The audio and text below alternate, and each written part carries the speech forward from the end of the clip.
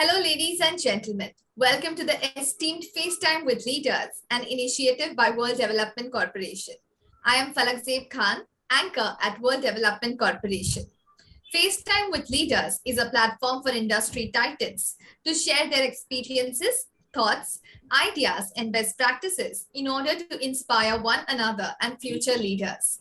In a nutshell, we attempt to encapsulate the multi-decadal learnings acquired by these industry leaders. We also hope that by conducting these FaceTime with Leaders interviews, we can bring together a global community of eminent personalities. By bringing together such visionaries on one platform, we hope to play a part in inspiring the lives of other leaders. Great learnings from great leaders undoubtedly assist everyone by identifying, nurturing, and using the trade secrets that are proven success formulas for many. And this is what we aim for with these sessions by making them a gathering of industry stalwarts and a knowledge sharing community. We have one such industry titan on FaceTime with Leaders with us today, Mr. Dinesh Malpani. Hello, welcome, Mr. Malpani. We are glad to have you here with us today on FaceTime with Leaders. Hi, Palak. The pleasure is equally mine to be with you all. Thank you. Thank you so much. Mr. Malpani is a visionary entrepreneur and a seasoned professional with a career spanning over 3 decades. Anticipating future trends and formulating strategic roadmaps to capitalize on emerging opportunities have been his forte. High impact and punctuality are some principles he lives by. With a strong work ethic and meticulous attention to detail, he has achieved remarkable success in various roles across industry. He has held various senior designations, including CEO at several companies, executive director, and so forth. So, Mr. Malpani, you have held the positions of CEO at several companies. Also, you were honored with the title of the youngest CEO way back in 1994. What is the inspiration behind your leadership and entrepreneurial excellence? Falak, coming to this point that what has been the inspiration and what has been the experience. So the inspiration has been more that I've come from a family of entrepreneurs. So I come from a family of gemstone operators, jewelers across the world. We've been entrepreneurs for, I don't know, maybe a few hundred years. But specifically, my family has been only in gemstones and jewelry business. And I'm sort of the first person who broke away from that particular ecosystem and came into the corporate world. So that's the genesis, and it's been more in my blood, in my DNA. I've seen it happening right from my childhood. So it's my skin. That's how I am, and that's how I've been wired. So I would not say any special inspiration, but just my entire family and the people around have been the true mentors for me on this front. That's really great to know. So are there any common principles that you have applied throughout the different roles and responsibilities you have handled? A few of the guiding principles which have given me a lot of satisfaction and success is that wherever you work or whatever you do, unless you do not feel that it belongs to you, when I say even if you're a CEO, even if you're a professional, unless and until you have that sense of purpose and sense of belonging that this belongs to me, that is what is the defining thing, because then you give your 100%. Sometimes the definition of being a professional in a job is doing only so much, right? But at least my principle says that even if you're a job, even if you're a professional, you need to be able to give your absolute 100% with your heart and soul. That's when you sort of arrive in that role. So my guiding principle has been give you 100% as an entrepreneur, as an owner. Be very structured. So the second approach is that whatever we do, we are very, very structured. So my calendars, my day, my week, my month is absolutely calendared. My review schedules are perfectly fixed. And a lot of database decision has been done. It's about doing a lot of same things with rigor, day in and day out, with extraordinary amount of passion and enthusiasm. So business is about being repetitive, relentlessly, but having the same enthusiasm during the repetition. What advice would you give our viewers today who are future leaders of the corporate world? I think there's a lot of information around there on the net, with books, with mentors, with coaches. But I'll try to share the principles which gave me a lot of success and satisfaction. First and foremost, I clearly started off with anything unless and until I didn't have a clear purpose of why I'm doing it. I never start that. So if I'm mentoring a company, or if I was a CEO of a few companies before, I was very clear that what this company would stand for. The purpose is very, very important, because unless and until you do not have a purpose, right, it's meaningless. The journey always is sort of directionless and meaningless. So have a clear purpose to it.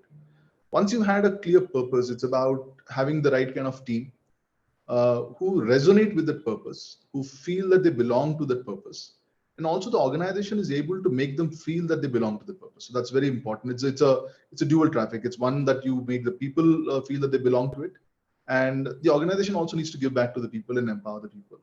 And then my classic thing is it's all about then going about and executing things. So executing things relentlessly, day in, day out, with reviews, with data, and doing the same thing repetitively again and again. Right? So this is one aspect.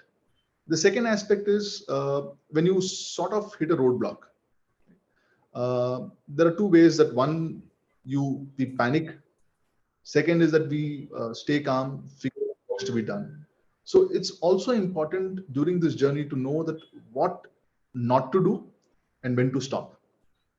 Right? Indeed. Sometimes it's sort of lost during this entire journey that what not to do is not clear. So when you start with your purpose, you're also very clear that what you're not supposed to do.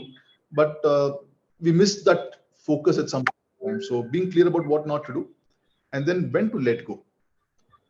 So it's very important that if there's a bad idea, if there's a failure, we should be in a position to take the decision very objectively and let it go. So I think these are the three principles for me. Have a clear purpose. I would say four. Have a clear purpose. Go out, get the right team, and execute it well with passion, day in and day out. What not to do should be extremely clear, and when to stop. These are the things which I really use as part of my directional compass whenever I'm out there. So, as you have been on a board and have also had an entrepreneurial stint, have you ever felt a need for better corporate governance integration in any business model you have worked for? See, improvement is a never-ending process. I think every organization, every board constantly needs to keep improving. Uh, I believe that whichever companies I've come across, I've worked with, all of them were good, stellar companies. I would say excellent governance. But was there a scope of improvement? There's always a scope of improvement. There's always a scope of being better. So I would say that governance first is a choice, right? So if the company and if the board is very clear that governance is a clear choice, and there cannot be any compromise, that's where you're supposed to be, right? So that's my first choice. Second, once you into the organization, there will be a never-ending scope of improvement. So I believe that the current areas where most of the companies are lacking, and at least the companies where I'm working can do much better, is in the space of CSR, corporate social responsibility, and I think ESG, the inclusivity, sustainability, and ensuring that businesses are circular, sustainable, and we're able to have an inclusive way and a sustainable way of living. I think that's the area which really is bothering me, and I feel that there's a lot of work to be done across all boards, and all board members have to work for it. Yes. So, as a corporate governance expert, what values do you bring to the table? Corporate governance is again has got a lot of facets, but a few things which I would like to mention here, because if we talk about it, it'll take very long. First and foremost, the discipline of having absolutely clean, crystal clear, unquestionable numbers, right? That's extremely important on governance. So this should be more like an ethics across the entire organization. So right from the operating teams to the finance function, to the sales function, to the marketing function, the clarity that whatever is the fact should be reported by the business teams and by the finance function. So that is one part. The second aspect about corporate governance is speak the brutal truth. Sometimes you need to be diplomatic about speaking the brutal truth, but it's always about telling the good news and the bad news, right? Telling it at the right time, telling it to the right audience, and ensuring that we see it through. So that's the second aspect that we need to have in corporate governance. Third, we need to be able to anticipate what kind of challenges the organization would have, say, in a journey of a few years ahead, and plan governance, checks and balances, keeping that growth trajectory or the transformation of the organization as we move forward.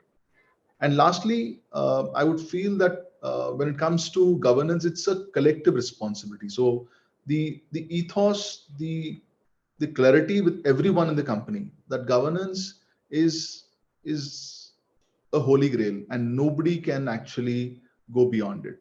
That's the kind of communication and environment which has to be in any company. So I would feel that these are the four large blocks, but obviously there'll be hundreds of small nuggets below that. Yes. So when we talk about technology, as someone working closely with technology, what are some of the most remarkable changes you have seen in your field with changes in technology? And what changes do you expect to see with the advent of IoT, AI, ML, blockchain, big data, and Web 3.0? Oh, I feel that technology and business is inseparable now. It's sort of the lines are clearly blurred. At times, I feel that we we should not speak about technology anymore. It's more a very integral part of the business. So coming to the way I see business transformations, if you look at uh, commerce side, I feel that the physical retail and the digital world has sort of merged. So I feel that the commerce side has become omni-commerce. So a consumer can actually shop across physical stores, across digital stores, across subscriptions, across live streaming. So that part is sort of really transformed. The universe is completely changed from 10 years to now. Um, the world is your footprint. Any organization can reach out to any part of the world, which wasn't the case 5 to 10 years, I would say 10 years back. But today, a company can reach out to any part of the world. So that's one part.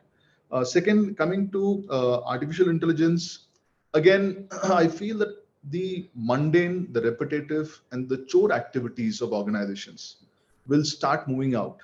And these technologies of artificial intelligence, AI, ML will help organizations and individuals to be able to give up repetitive chore, non-value added part of their work and move towards qualitative decision making. So you will see organizations doing stellar work whilst having the robustness and consistency of high quality daily activities going on. Third, I think it's very, very important for people to reskill the entire organization and for individuals. It's important for them to understand that what happened in the last 10 years and what's expected in the next 10 years is going to be very, very different. If somebody needs to be future ready, one has to sort of reskill and start understanding and accepting these technologies as a very integral part of business and not be in a sense of denial. And if there's a personal learning journey which they need to go through, they need to go through and reskill themselves for this. So as you know, we are building a community of industry magnets. The move is meant for cross-pollination of knowledge and building a knowledge-sharing community of corporate giants and industry experts. So what are your thoughts about this initiative taken by Mr. Zishan Pathan, Mr. Heval Mehta, and the whole World Development Corporation team? So I would say Zishan and Havel are doing a stellar work. The World Development Corporation is doing a stellar work. It's about getting these learnings together, amplifying it, and being able to give back to the corporate world. So I think this is one of the best things which can come in for the future organizations and for people like us who've gone through journeys and who are in a state of mind who we want to give back. So there is a lot of learning which we've gone through. And this initiative helps us to be able to give our and share our learnings across multiple organizations. So that's the best part. And besides this, we get to learn, share from each other. So there are a lot of things which amongst the community itself, we're able to learn together. There could be certain experiences from some other industry, which would come handy in the industries where I have worked today.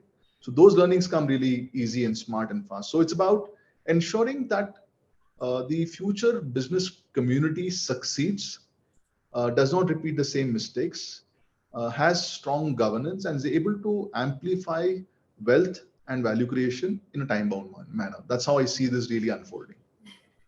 Really kind words. So it was fantastic conversing with you, and I'm confident that your insights will inspire future leaders. Thank you so much once again for joining us today. Mr. Dinesh Malpani, we wish you the best for your future endeavors and moreover trust that this initiative by Directors Institute unquestionably expanded the participants' understanding and enriched their minds. And we are glad to have you here with us today on the FaceTime with Leaders. And thank you once again for sharing your wonderful insights. And it's been really interesting to know your career journey and the wonderful principles and challenges that you've shared with us. I'm sure that everyone watching this, it will help them also grow in their businesses too.